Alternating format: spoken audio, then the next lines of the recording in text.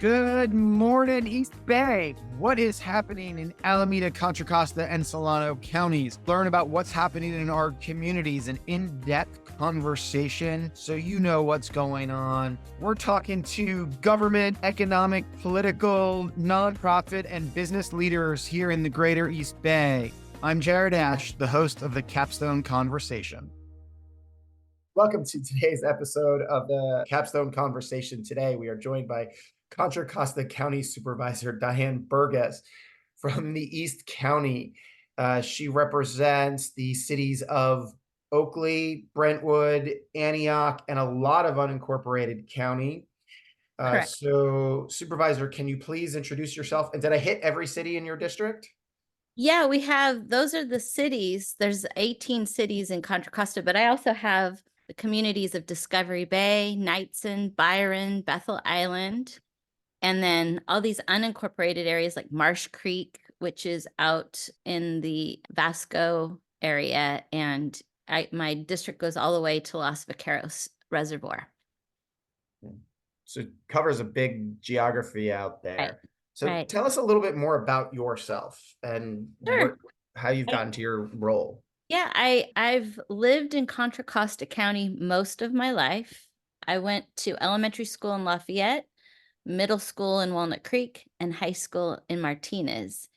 And so I'm a Contra Costa girl. I was married and lived in Alameda County for about 14, 15 years. But then when I got divorced, it was time for me to figure out where I wanted to live. I had 3 little boys under 11, and I decided to come back to Contra Costa County. And I wanted to live in a house that my kids could be proud of and comfortable. I wanted to live in a community that was safe. I wanted my kids to be able to go to schools where they could meet whatever types of options they wanted to chase after. And it needed to be affordable. And so I found a house here in Oakley, and this is where I raised my boys. They are now all adults, and I have 2 grandsons. When I moved out here to get a job, I needed to make a certain amount of money, but I realized that if I took a higher paying job with benefits, I was going to be on the road at least 2 hours a day. I was going to have the extra expenses of all of the maintenance on a vehicle, and I was going to be away from my kids. And one of my kids had special needs. And so I decided, rather than take a high paying job, a higher paying job, I took a lesser paying job without benefits, but I was able to be with my kids when they left for school and when they got home from school, and I was able to work from home. And this was before Zoom and all of the technology that we've recently been able to start using. But I took a job running Friends of Marsh Creek, and it was an organization that did creek cleanups and cared about water and habitat. And so I incorporated it, and I got its nonprofit status. And when I took on the role of that job, the homes and the buildings that were being built along the creek would put the like cinder block fences up against the trail, or they'd put, chain link fences with garbage dumpsters next to the creek.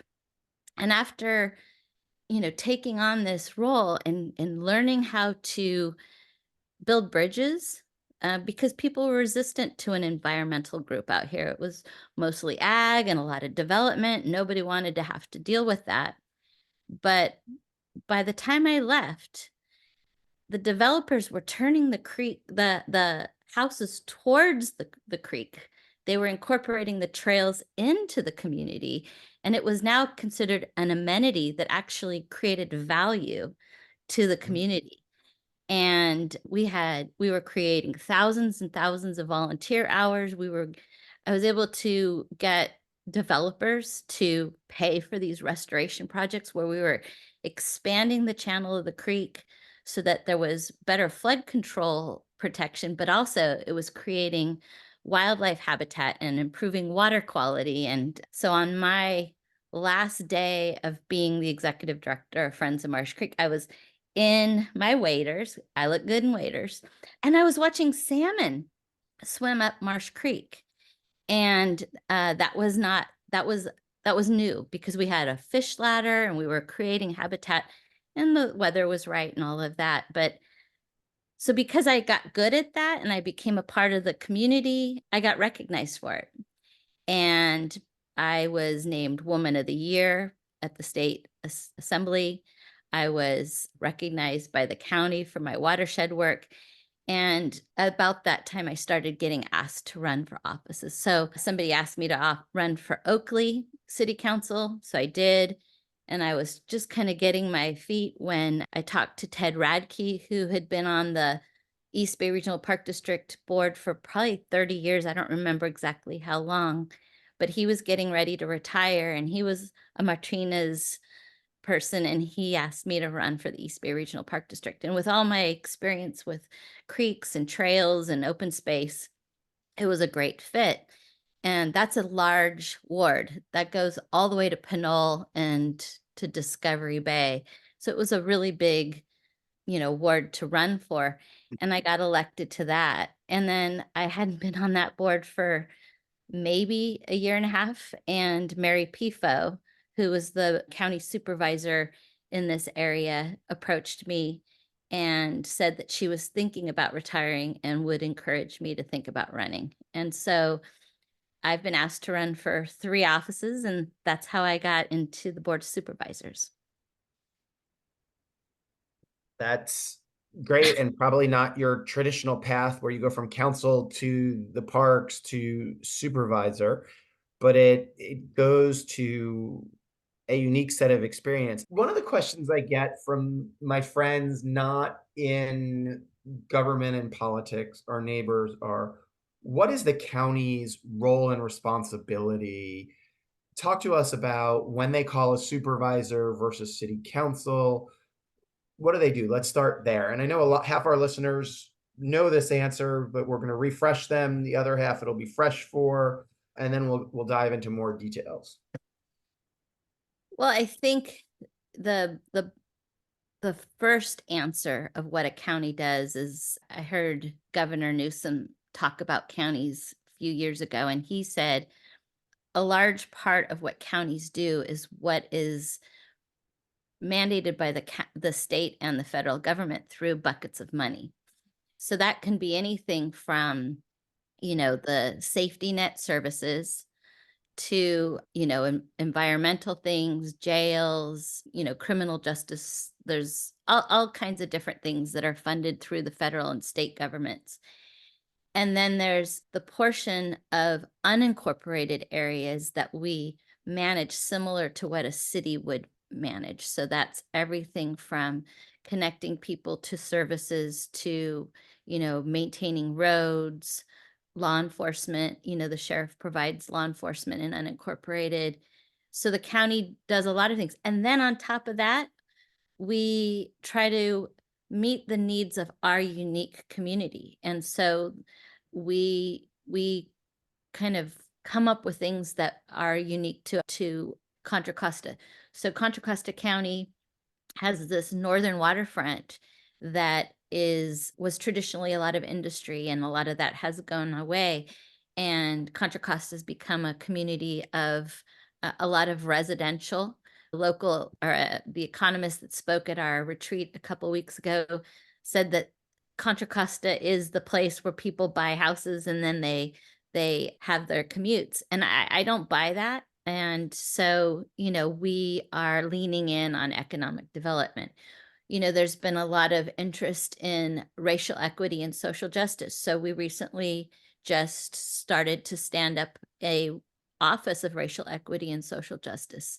And that is for us it's still being defined, but my vision is that we are going to be better at creating equity and diversity and giving people opportunities to overcome things that have not been easy to overcome in other times.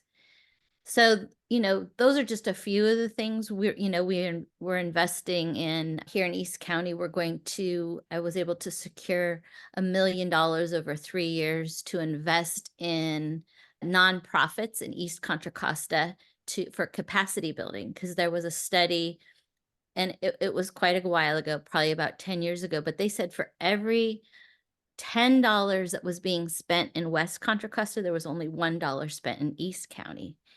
And as someone that ran a nonprofit, I understand the challenges of running a nonprofit. And so we want to build the capacity of our nonprofits out here.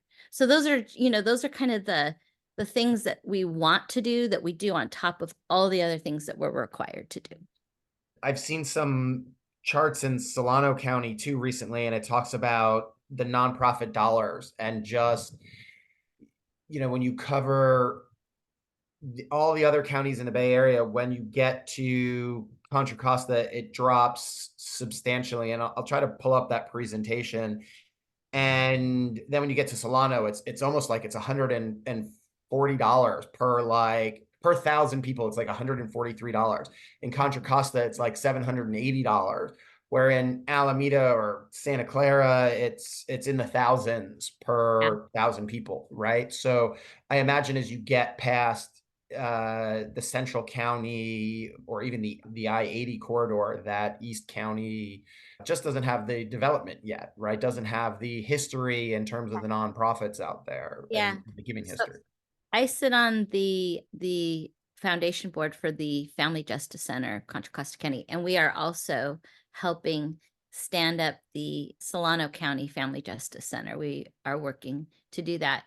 And so, as someone that, has worked in this kind of area, the thing that I've noticed is, one, it's funders who, have certain goals. So you have to find those funders.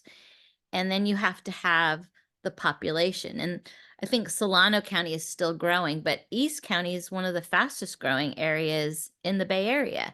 And so we've seen a lot of interest from funders. There's also federal and state and county and local money, but then you have to have the abilities, the capacity to do that. And that's not only having the people that can do the work, but it's also having the boards that can help grow them. And it's also having the outreach and, the visibility, the marketing, so that you can create the support. But if you have a population that doesn't have a lot of money, then they don't have the money to personally give. And so that's why you have to be really creative in how you do it. So that's part of why we're working on that. But you asked what counties do.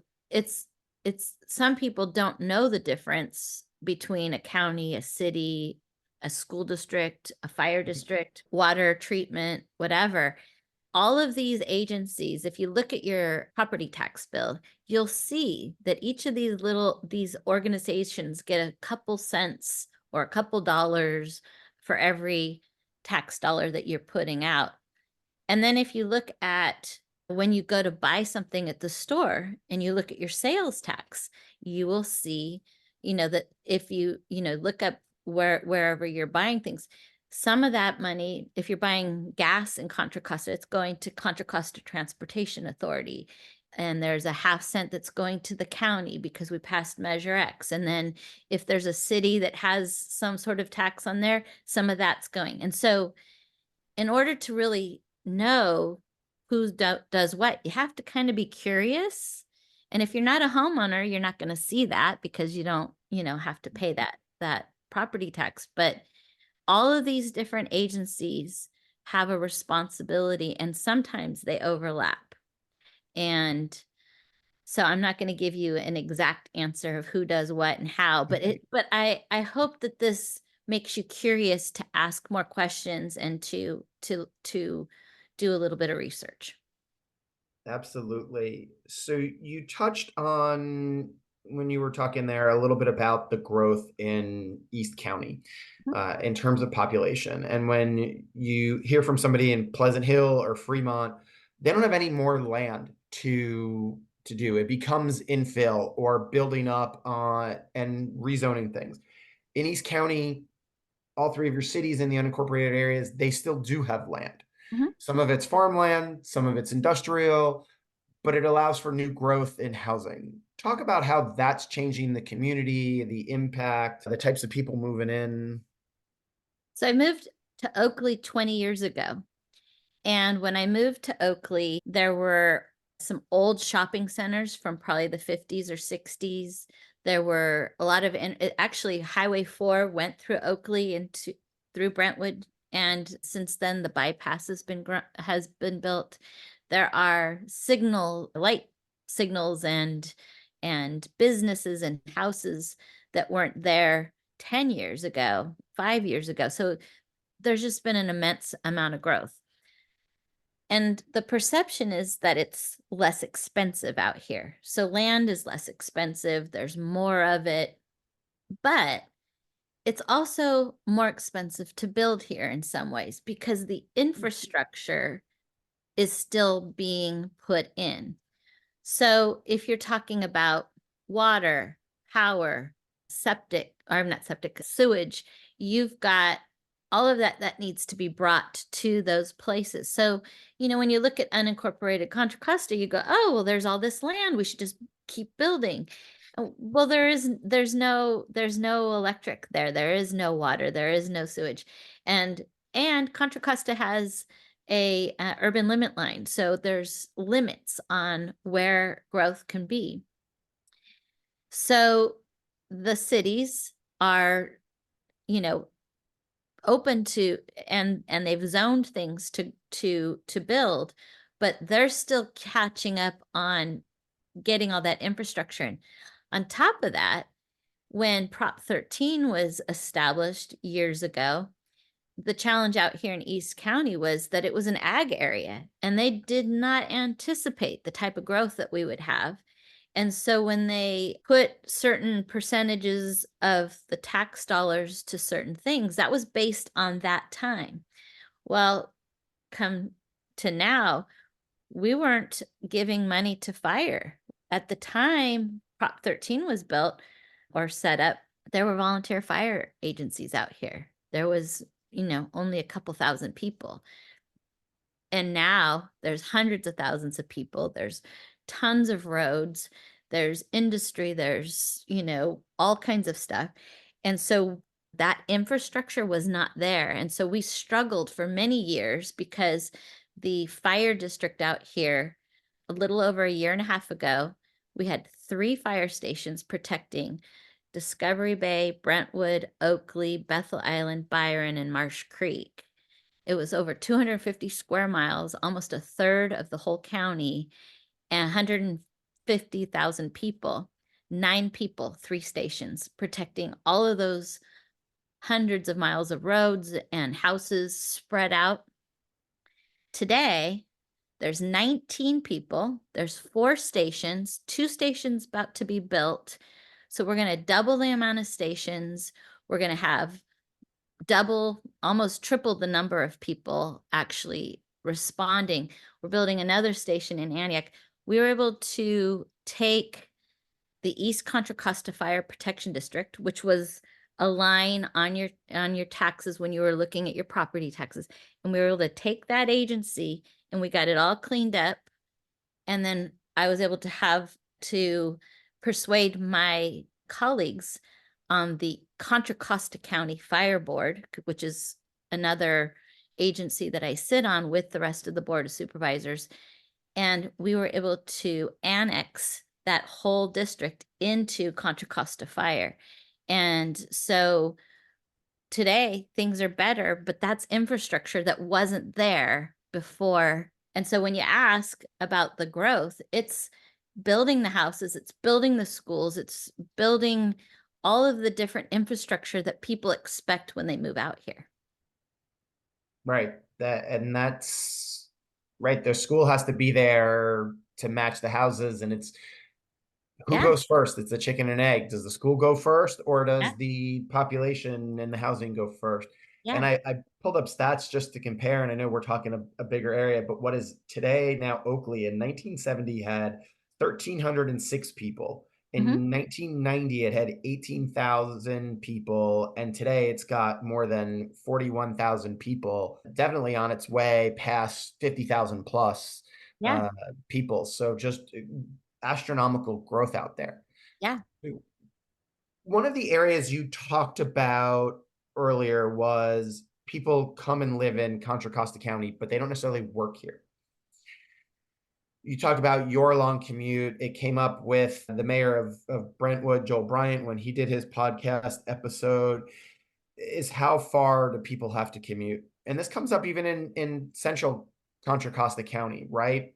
How do we create the jobs here? We clearly have the population. We clearly have the educated workforce. We have good schools at the high school level all around. What do we need to do from an economic development standpoint? It's something I think about all the time. And I am not an economic development expert, but I try to bring those folks in and create partnerships with the cities in the region to think about it. A couple things. First of all, I don't think it's right that transportation money is only tied to our housing supply. You'll hear the term RHNA, which is RHNA numbers, and that is, as a metropolitan region, what determines our transportation dollars. I think it's unfair that we keep getting burdened with all the housing and not getting the jobs. So that's the first part. There is a lot of opportunities, and before COVID, we were working on creating an East Contra Costa partnership. And one of the things that I can send you, but is if you look at the workforce and a map of Contra Costa of California, we are the center of the mega region of Northern California. And if you think about California, is it now the fifth or fourth largest economy in the world? Something. I Okay, think I we're don't on want to the edge. Yeah. exaggerate. I don't know. Even if we were the sixth largest economy. Okay, I try not to exaggerate. Contra Costa, I think, is the ninth largest county in California. We are part of the Bay Area. If you look at the education and the abilities of this workforce, we are perfect for businesses to start building their companies here. And so we are capitalizing on our geographic location, our workforce, and we're trying to put the welcome mat out for a lot of things. So the Northern Waterfront Initiative, we've done a lot of studies that show kind of the different industries that would be appropriate here. We've done some interesting things and that's like we've got over at the Concord Naval Weapons Station, we're doing autonomous vehicle testing. And I was at an event where they were discussing how that all came about. And as someone that has an airport in my district, the Byron Airport, and someone that sits on the airport committee for the county, because we also have Buchanan Airport, it started to make me think about, well, if we can do autonomous vehicle testing, why can't we do drone and other emerging technology aviation testing at Byron? And again, I have no background in aviation or in economic development or in airports, but it was an idea. I put out the idea and we got amazing results. We had the FAA working with us. We had these emerging drone technologies, and it's not just the actual drones, but it was like the technology where you manage the airspace. It's the different types of technologies that go with it, and it's all the different uses. And so we were able to secure an agreement with the University of Alaska that had this testing certification with the FAA. And so they are able to let people come in and do certain types of testing with drones. And it's not just the drones that maybe would deliver a package, because we are doing those, but that's also cargo planes that will be flying autonomously in the future to deliver to areas. It's people movers. The Jetsons is, is coming our way. And it's, fire protection, it's agriculture, it's engineering, it's water, it's all kinds of different things. And so we have been able to bring people both to the Buchanan and the Byron airports to do testing and development of new systems that will be in the way. So that was just one of the things that we worked on. Well, and I want to add to that, right? Amazon is testing delivery of drones to suburban areas. That would be, it's not urban and it's not rural. It's putting it behind somebody's fence. And there's technology out there where the drones can avoid a pool and avoid a barking dog or something that's down there and resurface. And it's a new way. So is that coming in 2024? No, but making sure we're It leading the could. way for those jobs to be Honestly, here. it could. It could Yep. come. So the interesting thing about the Byron Airport is that it is rural. So it gives the advantage for people that maybe want to like test things but not have it be so public. But it's also in the proximity of kind of this windier area so that they get to test some of the different kinds of conditions. But we are also on the rail lines. We are in the logistics areas between Tracy and Oakley, having the Amazon. There is all kinds of opportunities as far as that goes. But I also want to say we have communities that are open to being those testing. And I have probably 3 or 4 or several, we'll say, senior communities. And that's gated and, but these are early adopters of technology. They are open to that and they would love to have that. And it's not just Amazon, it's like pharmacies. Mm-hmm. It's hospitals could be using drones to move labs, samples or other things and keeping cars off the road that, were already congested. So it could happen in 24. I don't see it imminent, but the way things move sometimes, I wouldn't be surprised. Well, and I've talked to, when you talk about transportation, I've talked to companies that do helicopter transit and Mhm. would love to get to Contra Costa, where they could pick people up at like the Walnut Creek National Guard Armory or Byron or Concord Naval Weapons Station and land a helicopter and fly you to SFO even, right? And I think that's going to actually be one of the first uses of these people movers is that they will have these people movers going from airport to airport.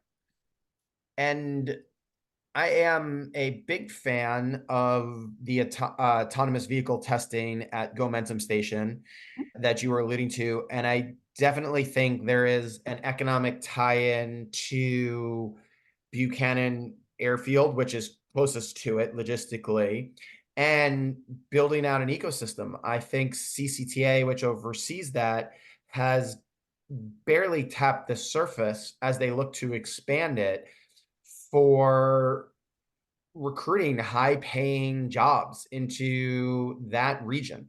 And I think it can match some of the stuff you were alluding to, out in East County as well, right? But Mhm. there is a whole ecosystem where Contra Costa could be leading in autonomous vehicle testing, whether it's drones or cars and Right. whatnot. And it ties into the airports for logistics and business hubs. Yeah, and if you look at the state of California map and you look at Contra Costa, as the drone flies, we are really close to Silicon Valley, San Francisco, Sacramento, Stockton, which is a logistics area. We're right there in the middle of it. And that's why, we have a history of industry and there's all of these other industries that we can pursue. And we will continue to do that. And I would like to lean in more on that. But I also feel like we can create something that we are good at, that we are known for, that, similar to Silicon Valley or Alameda, we could have our own niche. And that's why I've pursued it. And in just a few years, we've actually seen these companies come here. I just met with a company from Asia that wants to put their headquarters somewhere here in California. And who knows, we may see, testing, a headquarters, and manufacturing in the future. Right. That's great growth for the county. So I'll always plug, let me know what I could do to help, because I'm a big fan of that. And that's an area I know a lot about. I want to pivot to another area that I know is passionate of yours, and of mine, with young kids still in preschool. You talk about childcare and helping more people. What are sort of your views on it, and what is the county's role in helping with childcare? So I think that a lot of the things that we are dealing with that people are concerned about could be positively impacted if we did better as far as childcare goes. I feel like there are folks that can't go to work because they can't afford childcare. There are folks that would benefit from parenting classes and having help, looking at their kids and their milestones to make sure that if there is some delay, that they're actually leaning in on it.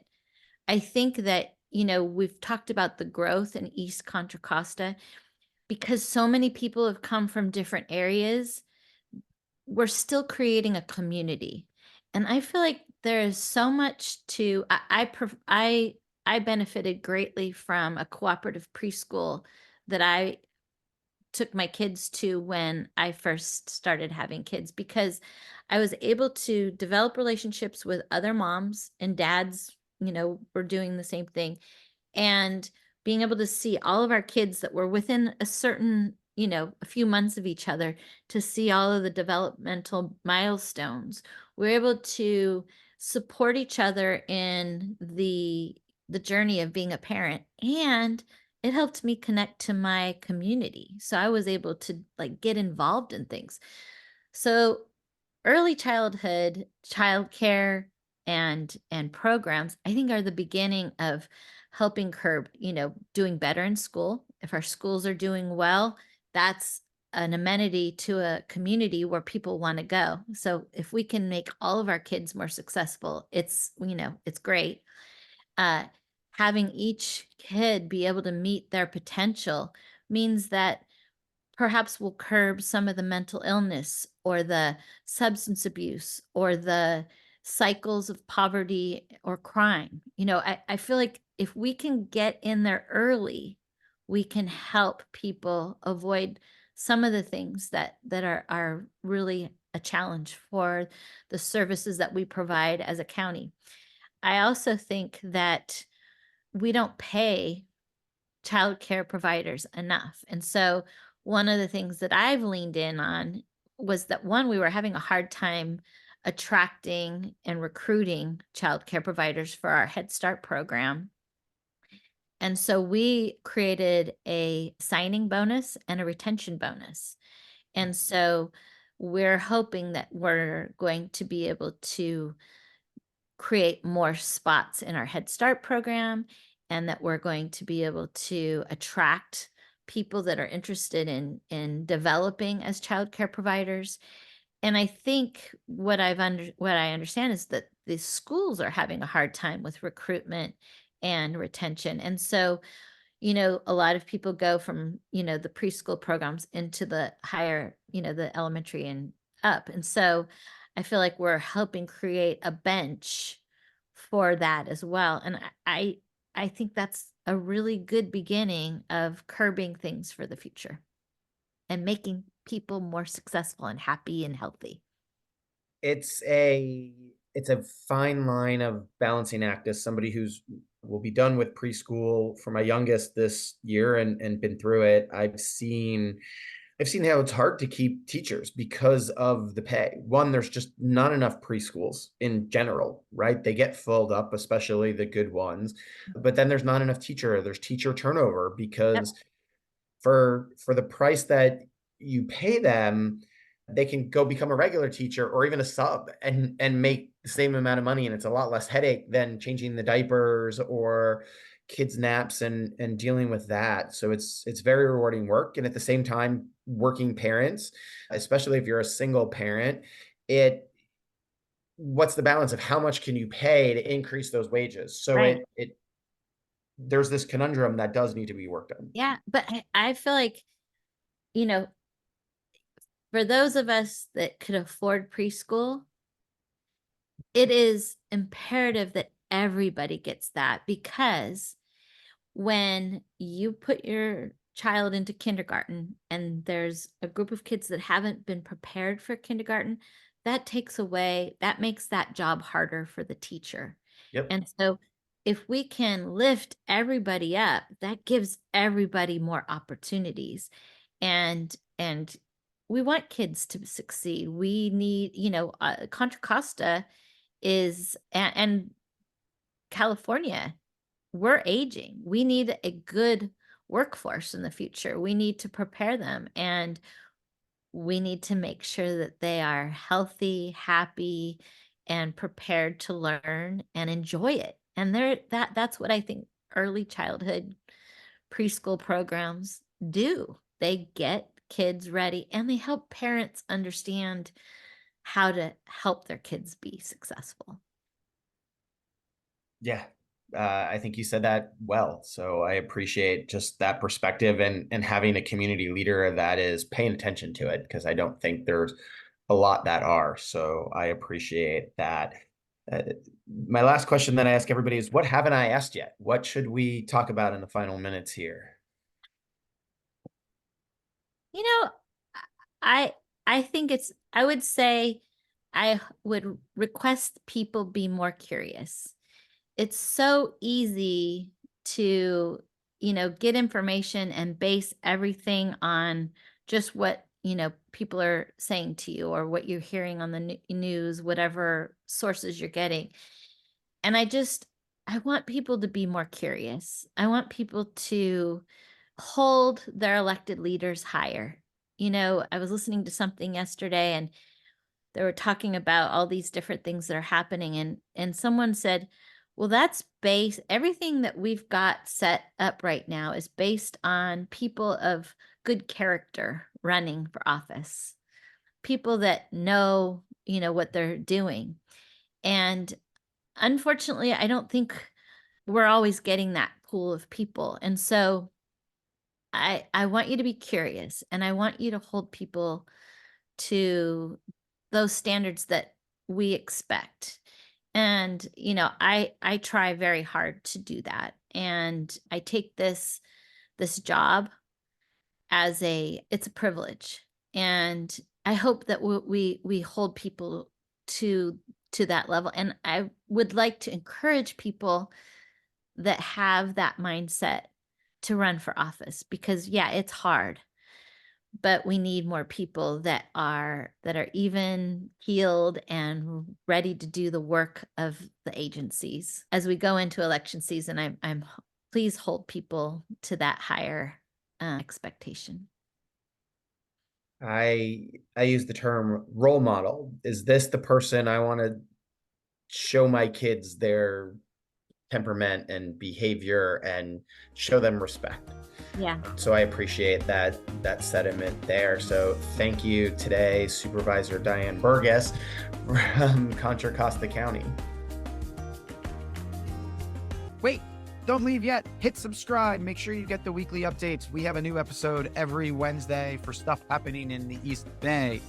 In the meantime, follow me on LinkedIn, Jared Asch, or check out our firm where we have a weekly newsletter and blog at Capstone Government Affairs on LinkedIn. Thanks for joining us today on the Capstone Conversation.